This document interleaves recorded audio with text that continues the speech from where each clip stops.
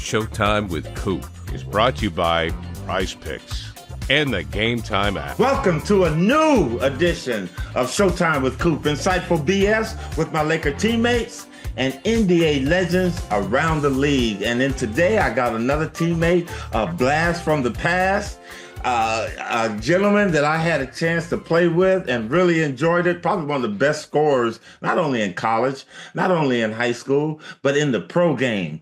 Played for several teams here. We got Tony Campbell in the house. My brother, how you doing? All praises to the Most High. I'm doing great, Coop. It's a pleasure. I want to say, first of all, it's a pleasure to see you. Congratulations, man, on your induction. I can't tell you how happy I am for you. One, to learn that they recognize who you truly are and what you have done for the game of basketball. And then two, because I had a chance to personally experience it with you, even going all the way back to the times where we were in hotels and getting in the daggone Uber and going to movies and things of that nature. Thank you, T. That caught me off guard. T, you from Teaneck, New Jersey, baby. In 1984, you the first round pick, 20th player pick for the Detroit Pistons. What was it like for you growing up? In Teaneck. Well, basically, it was, Teaneck is considered the suburbs of this this tri-state area here, New York, Connecticut, and New Jersey. And I am in Bergen County, which is basically to the north, close to New York, in Teaneck. And what it was like here was like any other suburb. We went to parks, we went to playgrounds, we went to all those different things that normal kids would do. We played almost every sport you could think of, basketball, football, baseball, hopscotch. We swam, rode bikes, did marathons, and we did all those different things, though. So growing up in Teaneck was great because it was also very diverse city, very, very diverse town. We had people coming from all different backgrounds, and it was very diverse, and it was good in middle school and then in high school, being able to rub elbows though with a different nation of people in all walks of life. Who are some of the toughest players you played against? I mean, did you play with any NBA players back then that were in high school, college, in the neighborhood? Well, yeah. When I was growing up though, in Teaneck was like this suburban town, though, that basically, we played amongst ourselves, and we grew based on the talent that was around us. So as a kid, actually it was like middle school going into high school. I would go over to New York City and play basketball just to kind of get a little edge. Who'd you run into over there? And when I ran into a lot of players. Sidney Green was a player that I ran into. Pearl Washington, Chris Mullen, Vern Fleming. We played in all-star games together. I was Pearl back then. Because Pearl went on to go to Sacramento. Syracuse. And he was younger. Syracuse. And he was younger. So I got him a little later, just playing in like summer leagues. Like we would play at Riverbank, which was, a park in New York. We would play at the Rucker. So good games. Excuse me? Good games. Good games. Good games. And this was very, very competitive though. And I played against a guy named Steve Burt, Gary Springer, who were very, very highly touted, coming through high school. And then, like I said, though, all the other names that I had mentioned, playing in the Wheelchair Classic, which was a big game out here for rising, I think they call us 4-stars at the time, 4-star basketball players. So those were some of the names that I grew up playing. And then obviously, coming into college, I played against a plethora of NBA people, who went into the league. At Ohio State myself, I played with Clark Kellogg, Herb Williams, to name a few. And so Granville Waiters, may he rest in peace, guys like that. And then our competitors, were awesome. And then, T, they say iron sharpens iron, and you playing against Pearl and Sidney Green, all them guys back there. Then you go to college and you go to Ohio State, and you get sharpened right there.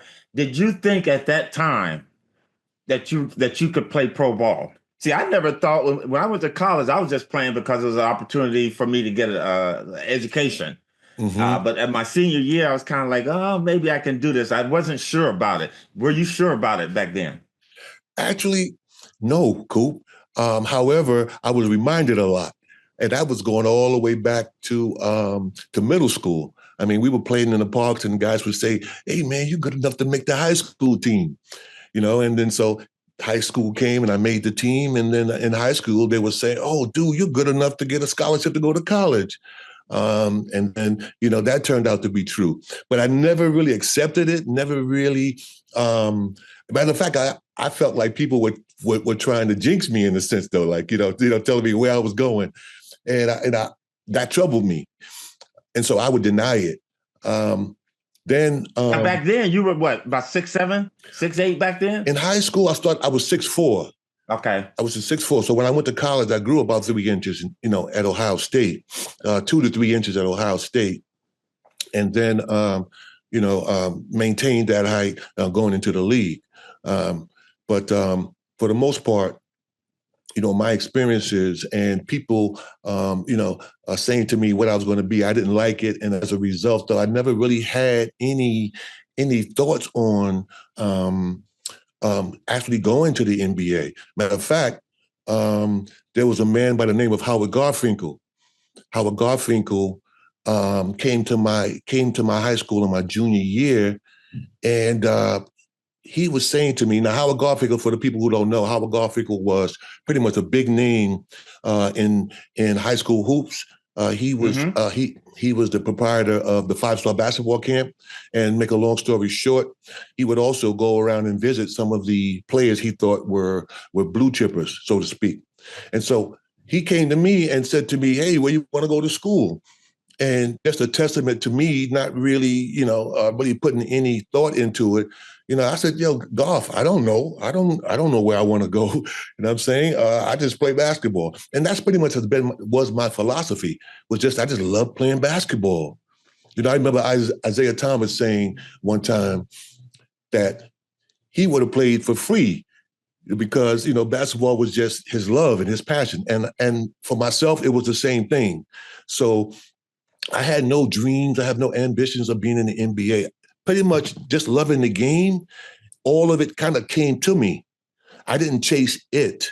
It came to me. And that is, by the way, some of the advice, when I lecture to the young people, that's the advice I tell them. Love the game, but allow it to come to you. Don't be looking for people patting you on the back, giving you trophies and doing all of those, those gifting type things, but just, believe in yourself and love what you do, and everything pretty much takes care of itself. You know what, T? I believe that too. I've always played this game for the love of the game, and if you put into this game, it'll give you a lot back. Two things holds true for you today. Two things they said to you: hard work, discipline, whatever it is. Two things your parents said that you still hold dear to your heart now. Probably was continue to love what you do, and pretty much what I just said to you. Things will take care of themselves. I grew up basically in a single parent home, so it was basically I got guidance from starting at home, but then also going out playing all the different sports: football, basketball, baseball, soccer, you name it. And some of those gentlemen that were coaching me, became like father figures to me. And they would just tell me to keep my nose clean, work hard, those same things that a lot of young men, hear and adhere to.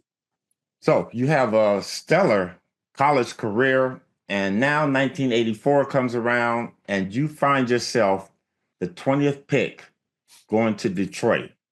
Now, you know what? T, and you were on our 89 championship team when we played and Magic and Byron got hurt, and it was me, you, and Worthy 87, 88. Yeah, trying to deal with them. what was it like playing? You know what? I despise the Pistons. I respect the hell out of them, but I despise the fuckers. And when we beat them, I stopped calling them the bad boys. I call them the bad kids. What was it like playing with the bad boys? Well, first of all, it was a pleasure, hearing my name being announced, as of being a draft pick. They called me and put me in a hotel the night before. And, that meant a lot. And I was just pretty much just really shaken and so appreciative. So coming to Detroit, playing with the Pistons, I had some great experiences. I learned a lot. The good, the bad, and the ugly, about the professional game. One thing that sticks out, then I'll get into the bad boy thing. One thing that sticks out, though, was there was a man named Will Robinson for the Pistons. I believe he did their recruiting and everything. And he said to me one day, I said, Will, because I hadn't seen him in a long time. So I said, hey, Will, where you been? And he said, I've been looking for your replacement. He said, I'm looking for your replacement, right? So what I learned going to the Pistons was that, the NBA world is a cold world. You know what I'm saying? You have to really be on your game, and you have to really be committed and dedicated. And, it's not just, you come in, it's not like you come in and then everything just falls in line. You have to kind of make it.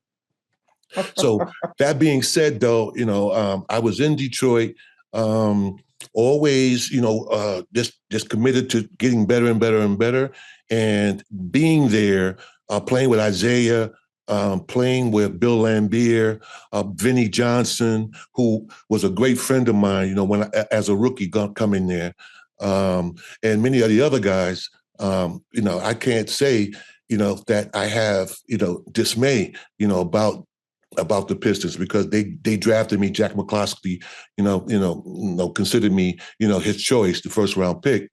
And so I have a love for Detroit, even though they haven't called me in years. I don't understand why I'm a first round pick and I haven't heard from them. They don't have alumni nights or nothing like that. Like, what's going on with the Pistons? Like, dang, you know what I mean? But that said, though, we were considered bad boys, way before, saying we got the moniker, because, we hit you. If Laimbeer hit you, it was no love, it was no respect. And I can see why the Pistons might not have been one of your favorite teams. But we were trying to make a name for ourselves. Isiah was, he didn't play. And so Chicago and first it was the Celtics. The Celtics was a hurdle that we had to get over. And so while I was with the Pistons, though, the Celtics were our biggest hurdle.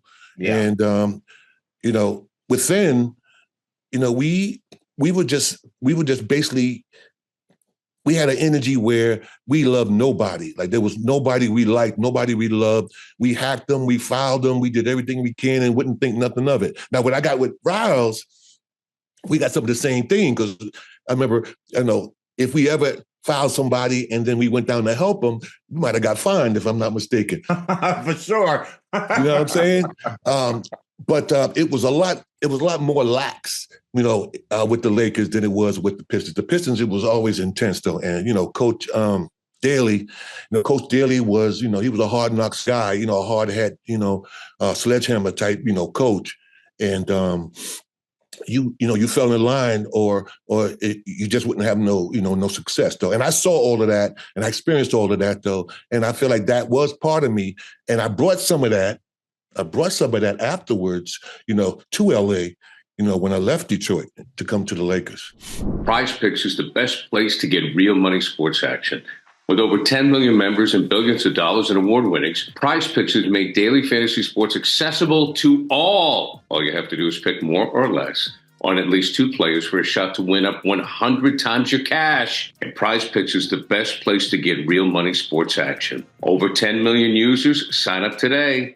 They invented the flex play, which means you can still cash out if your lineup isn't perfect. You can double your money even if one of your picks doesn't hit. Plus, Prize Picks now offers Venmo for quick and easy deposits and withdrawals into your account this sports season. Win up to 100 times your money on Prize Picks with as little as 4, count them, Only 4 correct picks. You can do that. Sign up today and get $50 instantly when you play $5. You don't even need to win to receive the $50 bonus. It's guaranteed. Man, how about Fred VanVleet putting up 38 last week? Could he do it again? What do you think? The Freak from more than 10 rebounds? Give it a try on Prize Picks. Download the app today and use code CLNS to get $50 instantly after you play your first $5 lineup. Download the app today and use code CLNS to get $50 instantly after you play your first $5 lineup. Prize Picks. Run your game. You listening to Showtime with Coop, Dan podcast. We are powered by Prize Pick. Tony Campbell played with us, probably one of the baddest scorers in the game. You know, T, you played for Detroit, LA, Minnesota, New York, Dallas, Cleveland. What was the best city that you played in? Well, there were two. Number one was LA. All right. But not just because it was a beautiful place. It was a beautiful city, palm trees and sun. But it was beautiful because when I joined the Lakers, I remember the first day I walked into the locker room, it was nothing but love in that locker room. And that was starting all the way in the front office. That started in the front office, you know, when I had to first come in the front office and, you know, make arrangements and things like that. The woman that was there that was so kind, I just can't remember her name. Mary Lou Leibich. Mary Lou. Man, she ran it all. And I tell you, man, I got so much love. And so those two things, LA being a beautiful city and the love that I got in that locker room, LA is definitely, my number one for that experience. But in terms of a basketball player, being a leader, the team depending on me, it was Minnesota. It was Minnesota with the Timberwolves. I had a cold coach up there. Well, you can handle the cold. You're from Teaneck, New Jersey, man. Yeah. So that weather didn't bother you. I didn't like cold weather, T. Well, I didn't either. But thank goodness, they had indoor. Once you went indoors, they had connected buildings where you can go from store to store without having to be outside. Number one. Number two, I had to plug in my engine, so it wouldn't freeze though. So my cars would run and things of that nature, which was a great experience. And I'm not really a super fan of the cold though, but I can adapt and I can adjust to it. And I found out there was a lot more in Minnesota than met the eye when I got there. It was just going back to, why I say it was my number two. It was because I got the ball. Coach ran almost every play for me, and I carried the team. It was at a point though when I was averaging almost like 25 points a game. Like my first year there, then my second year there, I think I ended up with 23 points, something like that. Those numbers dropped ultimately, but at the same time, I was for the first time given an opportunity to show my talents. Because before that, I was a role player. I would come off the bench and then, it was instant offense. That was my mantra. That was my mind state. So T, who's the hardest player you've ever had to guard in the NBA? None of them. And I say none of them because I ain't guard none of them. I ain't guard none of them. I might have thought player you had to guard. I might have thought I was guard them. Listen, man. So there's nobody you can put a name on. Yeah, I will. Night in and night out, you know what I'm saying? You got to make sure you get your rest the night before. So when you got Reggie Miller, because I converted from small forward to two guard.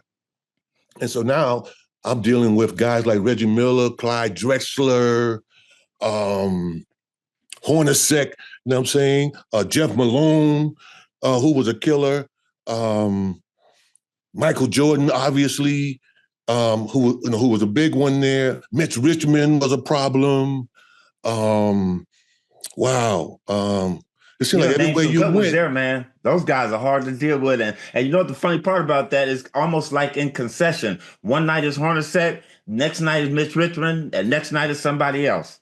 Yeah, yeah. And that's the beautiful part of the NBA game, because now, you know what I'm saying, you know what your value is and you know what your worth is, though, when you competed against these guys. And, you know, the ultimate thing is to win the games, but more so the experiences that made you better and better and more confident each day in and day out. You're listening to Showtime with Coop podcast. I got my boy here, TC, Tony Campbell, in the house. Tony, we're at this phase of the show where I call my lightning round.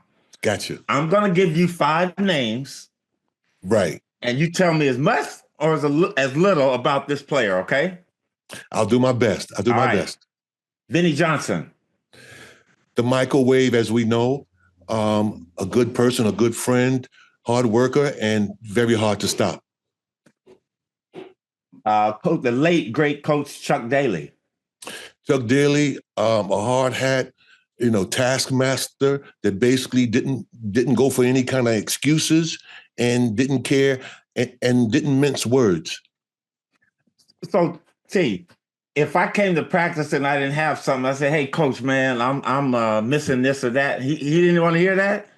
Chuck Daly did not want to hear it, but it wasn't really something that that simple. Like playing and not playing, stopping people, and doing what your responsibilities were. If you weren't getting it done, Chuck would let you know. Chuck would let you know that he would hurt your feelings. Come fucking sit down. He would hurt your feelings, yeah.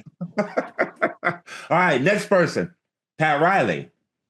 Pat Riley was kind of like the opposite, but still a taskmaster, but he did it passive aggressively. In other words, first of all, you respected Coach Riley because of all of his success, right? And when I came to the Lakers, though, you had to give him all the respect because a lot of coaches don't get a lot of respect. But number one, he was a passive aggressive, like he would tell you in a smooth way, "Hey, Tony, I'm looking at the stats of all the small forwards or all the big guards, and your numbers say this and their numbers are this, and so blah blah blah blah blah." Because Riles would hit you with the statistics and the what's the word I'm using? The word when you take off all of the you take all the numbers and you put them all together, and then plus minus. They create that plus minuses, and then he create and so he plus minus you to death. But I love Coach Riley though because he I guess he deserved the respect, and he deserved us playing our roles and knowing, where you fit in. I think he was very good at delegating our roles. Let me ask you this: who's a better dresser, him or Chuck Daly? Because Chuck could dress too. Listen. I tell you, that's a tough one. That's a tough one there. That's a tough one there, though, because Coach Daly was sharp.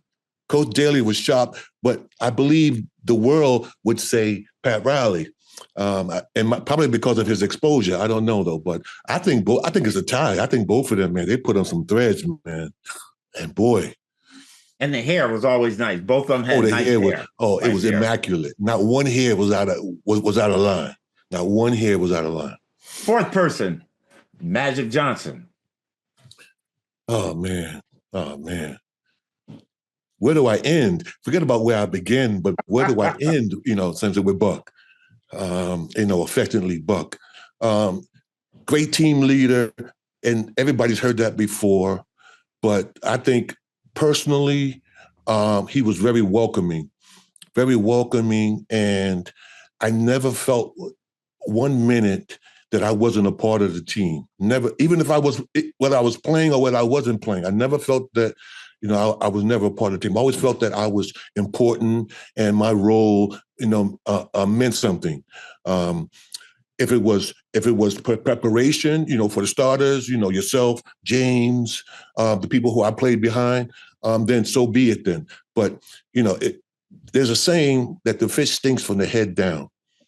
And this fish here didn't stink. Magic's fish, in that sense, was just a great leader, positive, and as far as basketball is concerned, and many other things, I'm saying you couldn't ask for a better leader. And then look what he did just recently. Look what he did just recently, just as a testament to who he is, though. He invited us all out to Hawaii, and we had a week of camaraderie and, Showtime reunion. Showtime reunion, baby. Showtime reunion. Now, who does that? Yeah. Who does that, Coop? Yeah. Listen, I ain't hear nothing about Michael Jordan. I ain't hear nothing about Isiah Thomas. But magic. I got you. Last person. And this guy here, I had a chance to coach against him in the WNBA, and I really despise this guy, but I also have so much respect for Bill Laimbeer. Well, Lamb, listen, I was loyal to Lamb because he was my teammate. I may not have subscribed to his way of playing, in terms of his, his aggressiveness, and kind of sometimes maybe, some people would say though that he kind of did a little too much. But as a teammate, listen, I lived and died for for Lamb, because that was part of my squad, that was part of my team, and anybody else that wore, that Piston uniform. But Lamb, I'm saying at the same time, he was really a hard person to really connect to. Like, I never really got really too close to him though. But all I can say is though that I appreciated him because of what he brought to the game and how it benefited the Pistons. If you need somebody, or if you ever had to have somebody who was like a strong arm, then Lamb would be one of those guys. And then Rick Mahorn came in. And he's a winner, T. You got to get him. And he's a winner. Or won some games. And he's a winner. And then there was the fascinating stories. And then it was Then there was the fascinating stories about how he's in the NBA and his dad was making more money than him. So so we thought that was interesting. You know what I mean? And we said, wait, how's that possible? But yeah. T, your thoughts on the NBA today? Big change. What to you? What is the change that you have seen over the years? The change is really, evident. And that is, though, it has been more of a perimeter game. The game has kind of like morphosized into like a perimeter basketball game where big men are no longer, big men, the traditional big men. As a big man, now you have to have the skills of a point guard. You have to have the skills of a small forward. You have to have the skills of a center. You have to have all those skills right now. And I think a lot of it has to do with the development of the NBA and the growth of the NBA and the mind behind the NBA, going back to David Stern, with the incorporation of the European players coming into the game. And I think that is what has changed it. When we played, you could put your hand on a guy and you could ride him to the basket. If, you could foul a dude and it may not be a foul, but now the game, and I hesitate to say this though, but I'm going to say it anyway. There are times though when I'm watching the NBA basketball game and I feel like it's more entertainment than it is really basketball. Yeah. From all the glamour and the glitz of everything, and every time you turn on the TV, the team has a new uniform, or individual players have on some fancy shoes that you never heard of before. So that wasn't happening with us, though. With us, though, it was just basketball. I'm saying? It was hard hat basketball. It was, the school of hard knocks basketball. And I'm not saying that those type of players still don't exist. I think Draymond Green is a throwback. You know what I'm saying? To those to our days, and there's many others too. You know what I'm saying, but he just sticks out. So in that sense, though, the game has changed definitely. But to me has been a little more entertainment, but yet it's exciting to watch because, hey, Steph Curry's shooting shots that he should be getting 4 points for. So you want to go to the big game. You're looking for tickets. South, Bruins, BC. You want to see what's going on. Maybe you want to go see a show, right? Go check out some music. How about a little culture? So all you have to do is go to Game Time. That's it. Download the Game Time app, and they've got a new feature called Game Time Picks. It makes Getting tickets to see your favorite teams play live even easier. Game Time Picks filters out the fluff to show you how incredible the deals that you can get on great seats, so you don't have to waste time searching through thousands of tickets and going through different websites. So use the Game Time app, customize your spot. So you just pop up your screen after you hit the app knows what you want. It reads your mind. It's going to give you what you want right there in front of you. Guaranteed deals that make it easier to find the best price on great seats. You got the super deal. Seat views before you can buy. All right, so you click on the ticket. You want to go see the Bruins. You're going to get a chance to look at the ice, to see the angle of the ice as if you were there, so you'll know if you want to buy the tickets. All in pricing. This feature shows you totally upfront how much it's going to cost you with no surprise fees at checkout. Lowest price guarantee. Game Time will credit you 110% of the difference. So download the Game Time app, create an account, and use code CLNS for $20 off your first purchase. Terms apply. Again, create an account, redeem code CLNS for $20 off. Download Game Time today. What time is it? It's game time. Here's that, man. Pete, how would you fare in today's game? You think today's game would suit you well? I think it would. Yeah. I think I would do okay in today's game. But the question is, how much money would you command? Okay, well, you've been in the league. my... Listen, you've been in the league for 5 years now. You up for a new contract. Okay. How much money would you and your agent go after? Well, let me tell you this. If you're averaging 23 points a game, and I was doing that, they would have to pay me a lot of money. If I was playing today, they would have to pay me a lot of money though. But there's guys who get $5 million. I couldn't even tell you the numbers though, because I'm not good at that stuff. But I will say this though, there are guys who are playing right now who have done a lot less than I've done. 4 points a game or 6 points a game, and their contracts were 100 million, things like that though. So go figure. Barkley said it. Barkley said, "Listen, man, I was just born too soon." He said, "I was just born too early." And I feel the same way. I was just born too soon in terms of getting, what these guys are getting now. I mean, these guys are getting contracts that in our era, you might have played 10 years to get 1 year's contract that these guys are getting. Matter of fact, they owe us a check, Coop. They owe us a check. They owe us a check, bro. They owe us a check. We have my man, my teammate, Tony Campbell, on the show. Tony, really want to thank you for your time. 2 more things I got for you, then I'm going to let you go, okay? Go ahead. We're part of the show we call SBC. Start, bench, and cut. I'm going to give you 3 sets, okay? You tell me who you're going to start, who you going to bench, and who you going to cut and why, okay? Your first group, Isiah Thomas, Allen Iverson, Steph Curry. Who you going to start, who you going to bench, who you going to cut? Isiah Thomas. Why you do that to me, Coop? Allen Iverson. Why you do that to me, Coop? And Steph Curry. Wow. Well, you know what? I'm going to start Isiah. Why? I'm gonna start Isiah. And I'm probably gonna bench Steph. And I might cut the truth? And I might cut AI. You're gonna cut the truth. Listen, man, listen. That was a tough question, man. I didn't know any answer is not going to be a right answer for that one, but that was a great question.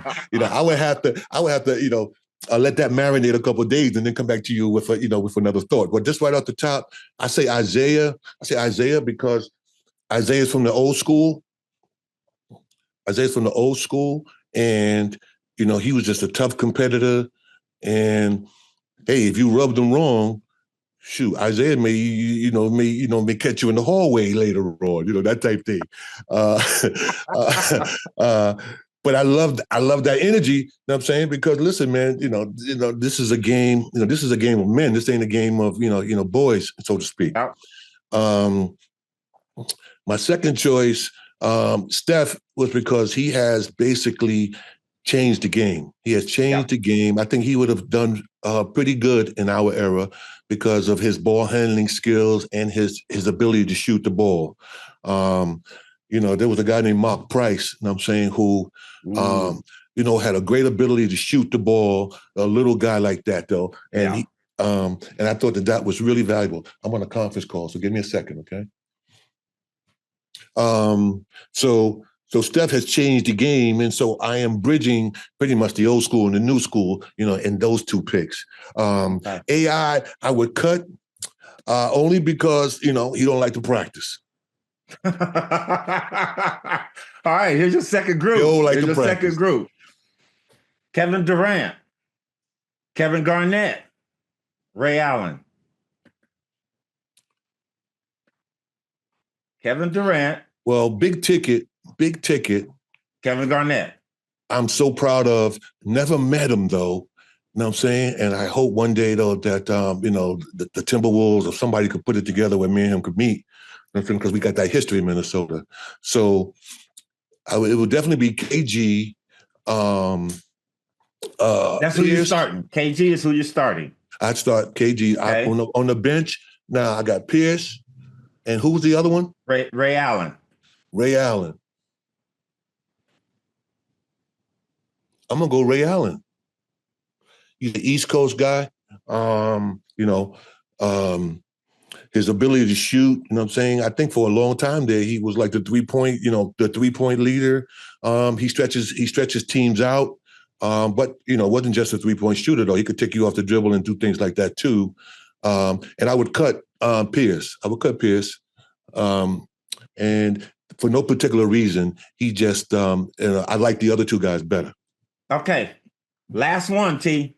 Gonna be a good one. Start, bench, or cut. Tony Campbell, Michael Cooper, Magic Johnson. Oh, I love you, Coop. I love you, Coop. It would be Magic Johnson. He was starter. No question. Oh, I can't wait to hear this next one. No question. And I'm coming off the bench, Coop. And you cutting Coop, the defensive player. But I wouldn't cut you, though, bro. I just trade you. I wouldn't cut you. I just trade you, brother. There you have it. And still, Showtime with Coop fans. Listen. Tony Campbell in the house has made his choice. He cut Michael Cooper, sat himself on the bench, and started Magic Johnson. T, I love you, boy. I love you. And before we go, T, anything you got going on that you want people to know about? Well, right now, I am. I'm starting I've started a company. My son and I. We are pretty much in the final stages of. We are cultivating and we are manufacturing cannabis, and so here in New Jersey, we have. And what's the name of the company? It's called Culture. It's called Culture Craft. Cannabis Collective, Culture Craft Cannabis Collective, C4, and we are basically off the ground with that, though. And what I'm trying to do is I'm trying to find a niche in the medicinal space. For a lot of people though who are suffering from ailments and illnesses, though, that some form of relief, in our. So that would be that you working with that CBD oil. Oils, we're working with tinctures for foods and for medicinal purposes, though. Okay. We also, are basically taking, what we do, and we're trying to outreach to, the local community for opportunities for young people who may have criminal records, who we want to clean up and then give them opportunities, because the world has basically shut them down.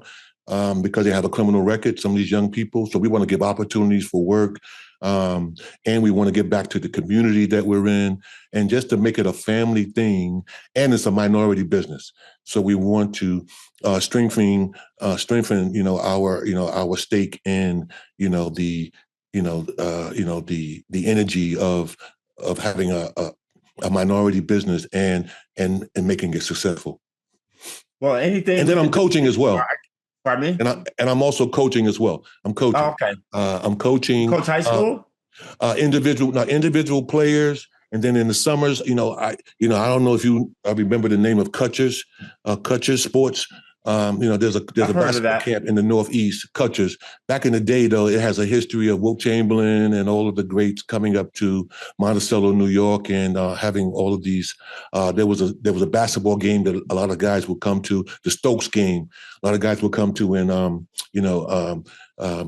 bring attention to and support for the Stokes Foundation. And okay. That you do camp is now individual in player Massachusetts. development. Yes. You do individual player development. Yeah, individual player development. Yes. Okay. And then once in a while, I'll take 5 weeks and I'll go to a camp and I'll teach at a summer camp. Okay. T, anything I can do in the future, let us know, man. Love to have you back on. Thank you for your time, T. And man, you keep on, for lack of a better word, puff, puff, pass, baby. Puff, puff, pass. well, just for the record, I don't smoke. I got glaucoma. I mean, the glaucoma, it helps all of that. And absolutely. But, it can be eaten. The scripture tells us, though, that the seed was created so that we could use it for meat. Yeah. You know what I'm saying? Which means that you're not, you don't want to defile your temple with the smoke, but yet you can put it in a brownie, you can put it in some chocolate chip cookies, you can put a tincture in your coffee, you know what I'm saying, and still get the same effect as if you were smoking it. T, have a wonderful day, brother. Thank you so much, all right? Thank you so much. Soon. All right. Thank you. Okay.